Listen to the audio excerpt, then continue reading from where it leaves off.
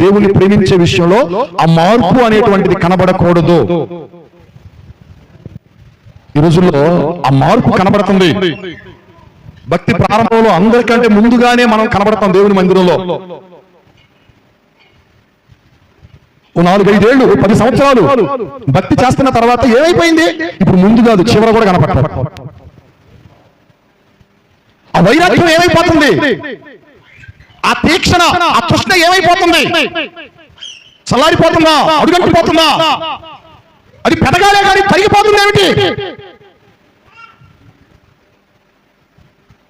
3 నెలల ముచ్చటగానే నీ భక్తి జీవితాన్ని నువ్వు కనబరుస్తూ ఉంటావా?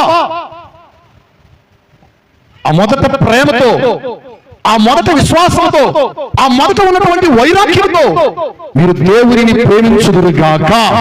హల్లెలూయా. ఒకవేళ తరిగిపోతే ప్రభు అంటున్నాడు, నువ్వు చేయొచ్చు.